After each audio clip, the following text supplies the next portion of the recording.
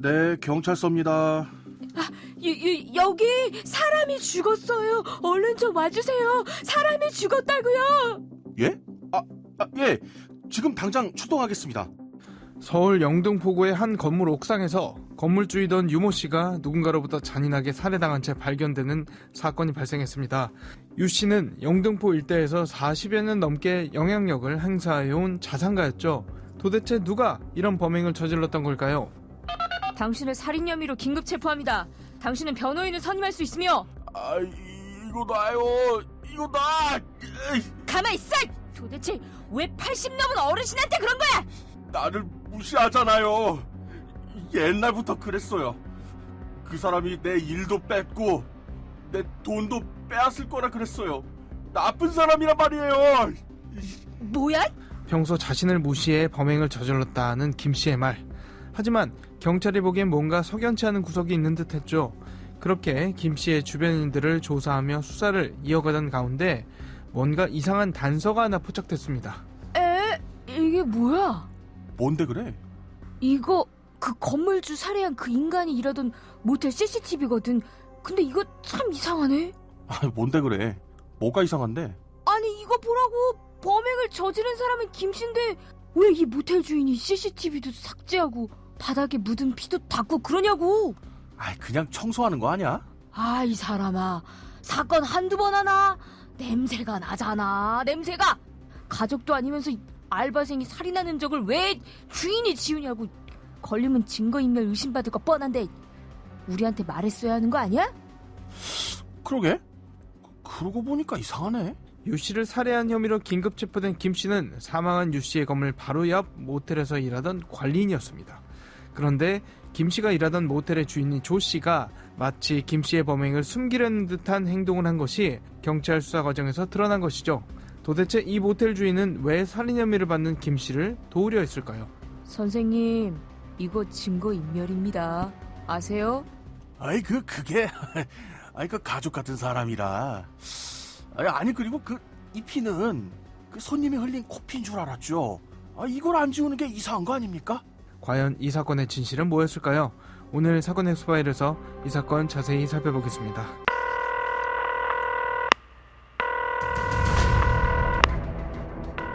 사건은 보이는 것보다 가까이 있다.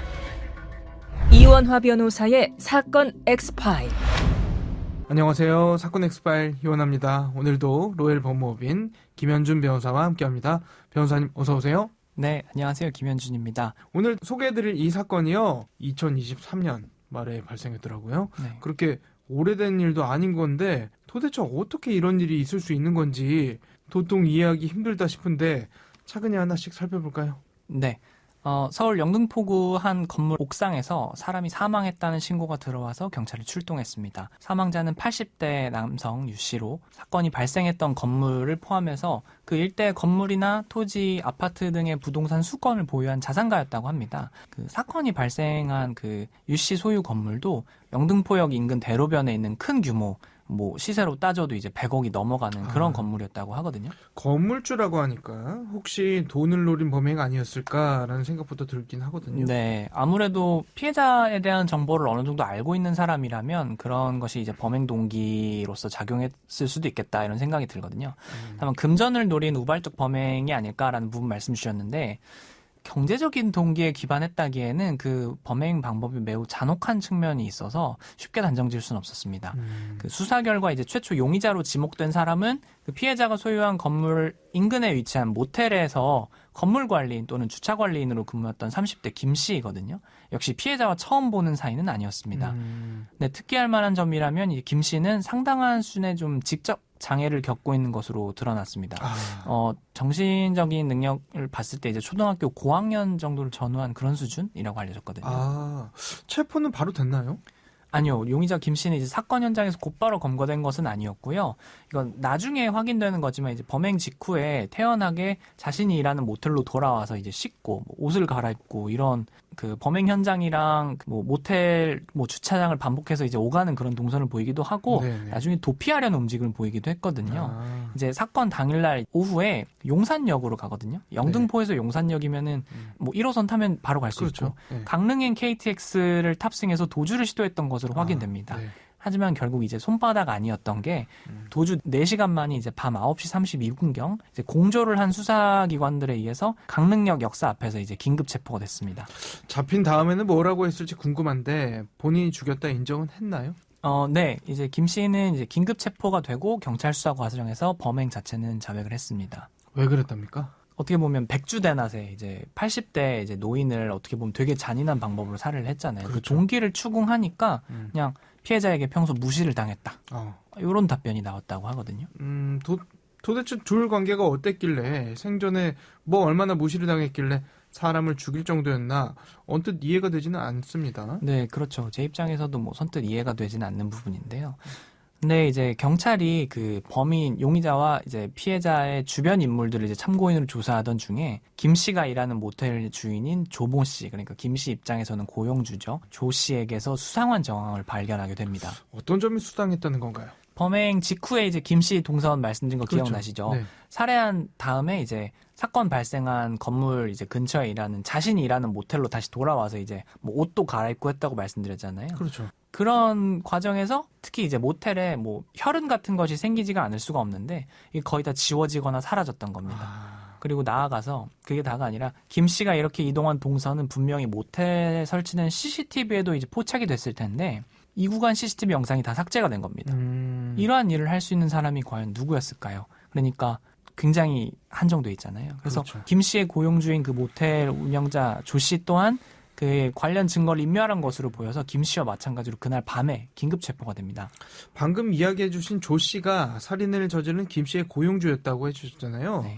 이 사람이 김 씨의 잘못을 하나라도 감추기 위해 그런 행동을 했다면 둘이 어떤 사이였는지가 굉장히 중요할 것 같은데 정말 막역한 사이가 아니고서야 살인 증거인멸까지 한다는 게 정말 쉬운 일은 아니잖아요. 네, 그렇죠. 조 씨는 이제 김 씨와의 관계를 추구하는 부분에 대해서 이제 김 씨를 자기 가족처럼 대했다. 김 씨의 삶이 기구한 그런 측면이 있었는데 살인범으로 이제 사회적으로 낙인이 찍힌 것 같아서 이것이 불편하다. 뭐 이렇게 얘기를 하기도 했고요. 네. 또 모텔 CCTV의 영상을 삭제한 거는 이제 증거인멸 의도에서 그런 것이 아니다. 원래 한 달에 한두 번씩은 포맷한다. 그리고 뭐 피자국도 모텔을 방문한 손님이 코피를 흘린 것이지 사건과는 무관하다. 뭐 이런 주장을 펼치거든요. 그리고 조 씨의 그 모친도 비슷한 취지의 주장을 이제 외적으로 하거든요.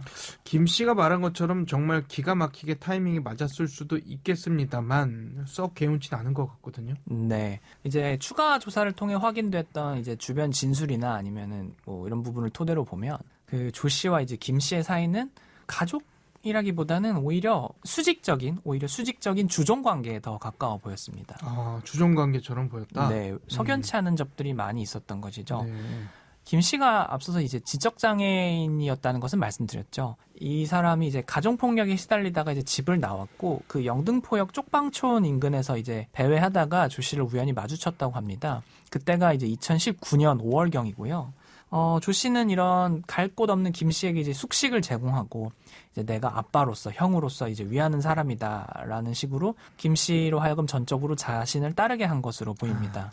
2020년부터는 이제 조 씨는 이제 김 씨와 고용 계약을 체결하고 그 범행 시점인 2023년도까지 약 3년 이상 그 조 씨의 모텔에서 김 씨가 이제 주차장 관리인 등 일을 맡아 하게끔 했는데요. 이 고용 관계가 이제 외견상 고용 관계일지라도 실상은 좀 착취적이고 지배적인 요소가 있었던 걸로 의심이 됩니다. 우선 이제 고용관계 핵심이 이제 임금이 제대로 지급되었는지도 불확실하고요. 아, 네. 김 씨가 매월 이제 장애인 이제 수급을 이제 받게 되는데 조 씨가 이걸 이제 모텔 방세 명목으로 이제 김 씨로부터 받아간 걸로 보입니다. 근데 김 씨가 이 모텔에서 지내지도 않았거든요. 모텔에 살지도 않는데 방세라면서 돈까지 받았다는 게 이상한데요? 네, 그렇습니다. 그런데도 이제 김 씨는 이제 조 씨를 이제 형님이라고 부르면서 이제 또 따른 걸로 보입니다. 조 씨가 사회적 경제적 지원을 해주는 것처럼 해서 뭐 이후 김 씨에 대한 심리적인 지배 상태를 어떻게 보면 강화했던 것으로도 의심할 수가 있습니다. 이게 어떻게 가능한가 싶지만 사건들 보다 보면 정말 가스라이팅이 우리 생각보다도 더 주변에 만연해 있고 정작 피해자들은 자기가 이런 상태라는 걸 모르는 경우가 정말 많잖아요. 네. 김 씨의 경우에는 특히 이제 지적인 능력이 좀 제한된 측면도 있었고 또 조 씨를 만나기 이전부터 이제 생활 기반이 좀 결여됐다는 측면 때문에 더 그런 것 같거든요. 아무튼 조 씨도 꽤나 오래전부터 이제 피해자인 건물주 이제 유 씨를 좀 해하려는 의도를 가지고 있었던 것 같고 무엇보다도 이러한 범행을 자신의 손이 아닌 김 씨를 통해서 할 계획, 그러니까 김 씨의 관계를 어떻게 보면 악용을 해서 이런 범행을 저지를 계획도 가지고 있었던 것으로 보입니다. 아, 조 씨가 그랬다는 건데 어떤 점에서 그랬던 거죠? 일단은 피해자와 조 씨의 관계가 어떻게 출발해서 어떻게 악화일로를 걸었는지 간략하게 설명을 해드리면 좋을 것 같아요. 네. 물론 이제 피해자와 이제 조 씨가 처음부터 원수지간이었던 것은 아닌데 이제 영등포 공공주택 재개발 관련한 이제 부동산 컨설팅 계약건으로 두 사람과는 분쟁이 발생이 됐고 또 특히 조 씨가 그 재개발 사업 조합장에 이제 선출되고자 했는데 그 피해자 유 씨가 반대 의사를 표명해서 갈등이 고조된 것으로 보입니다. 사사건건 부딪혔던 모양인데요. 네. 그리고 이런 재개발 관련 분쟁뿐만 아니라 조 씨가 피해자 유 씨로부터 빌려서 사용하던 이제 주차장 부지를 둘러싼 갈등도 두 사람의 관계를 점차 파국으로 몰고 갔던 것으로 보입니다.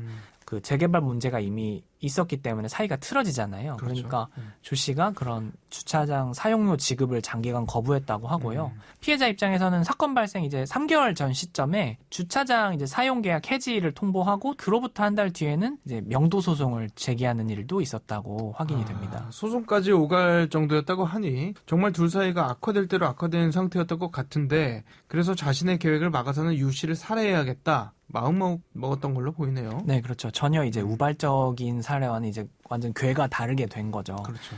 뭐 추산하건대 1년 반 가까이 철저하게 준비됐던 것으로 이제 나타났습니다. 그렇게 오래전부터 계획을 했다고요? 네. 구체적으로는 일단 김 씨에 대한 그런 심리적 지배, 어떤 적개심을 강화하는 방안도 일단은 계속이 되었어요. 왜냐면은 예. 조 씨가 이제 김 씨에게 계속해서 피해자가 김 씨의 애인을 성폭행했다. 피해자 유 씨가 이제 조 씨와 김 씨 두 사람을 이제 무너뜨리려고 하고 이제 김 씨가 받는 장애수당도 못 받게 할 거다라는 등 이제 거짓말을 해가지고 실제 그 범행을 한 김 씨의 그 피해자에 대한 적개심을 키웠고요. 그리고 사건 발생 3개월 전, 그러니까 공교롭게도 그 앞서 이제 소송이 계속되던 이런 시점이랑 겹치거든요. 이때부터는 이제 김 씨로 하여금 이제 흉기 등 범행 도구를 구비하게 하거나 무전기 사용법을 알려주거나 심지어는 이제 이런 행동을 사전에 연습시켰다 이렇게 알려졌습니다. 뭐 범행 당일에는 이제 김 씨에게 말하기를 뭐 피해자가 녹음을 할 수도 있으니까 범행을 할 때 말을 하지 말라. 녹음이 안 되게. 예. 그리고 이제 뭐 피가 묻은 이제 범행 도구 같은 거 가방에 담아서 이제 내 차 트렁크에 실어라. 뭐 요런 구체적인 지시를 내렸다라는 말이 있거든요. 네. 그것뿐만이 아니라 이제 범행 직후 시점도 얘기가 되거든요. 그래서 CCTV도 이제 말씀드렸던 것처럼 이제 초기화, 뭐 포맷하고 그런 용의주도한 방식으로 증거를 인멸하려고 시도했습니다. 하지만 결국 수사망을 끝까지 피할 수는 없었습니다. 네, 재판이 어떻게 진행됐을지 궁금한데 일단 심리적 지배를 당해 건물주인 유 씨를 살해한 혐의로 넘겨진 김 씨. 김 씨는 어떻게 됐죠? 네, 우선 실제로 그 살해 행위를 수행한 김 씨에 대해서는 그 형사 1심 재판에서 징역 15년과 보호관찰 5년을 선고했습니다. 선고 이후 이제 검사와 피고인 김 씨 모두 항소했는데 사건이 항소심 서울고등법원 이후 대법원까지 가게 되는데 이제 김 씨에 대한 판결은 1심에서 선고된 내용 그대로 확정이 됩니다. 그렇다면 살인을 교사했던 모텔 주인 조 씨는 어떻게 됐죠? 살해 행위를 직접 담당했던 김 씨보다도 훨씬 무거운 처벌을 받게 됩니다. 그렇죠. 1심 재판부는 징역 27년을 선고했습니다. 조 씨의 경우에도 쌍방 모두 항소했는데요. 검찰도 어떻게 보면 조 씨에 대한 1심형이 지나치게 가볍다면서 항소를 한 거거든요. 항소심에도 마찬가지로 1심과 같이 징역 27년이 선고됐습니다. 참고를 위해 말씀드리자면 이제 형법 제34조 2항을 보면 자신의 지휘 감독을 받는 자를 교사해서 범죄 행위의 결과를 발생하게 한 자는 정범에 정한 형의 장기 또는 다에게 그 2분의 1까지 가중하거든요. 이 사건의 경우에도 어떻게 보면은 그 고용 관계나 또는 지휘 감독을 받는 자로 만약에 판단이 된 것이라고 하면 그런 부분이 좀 더 가중 처벌에 영향을 주었던 것 같습니다. 네. 오늘 저희가 준비한 내용은 여기까지입니다. 끝곡으로 트래비스의 Flowers in the Window 들려드리면서 이 시간 마치겠습니다. 여러분은 모두 변호받아 마땅한 사람들입니다. 사건 X-파일. 여러분 고맙습니다. 감사합니다.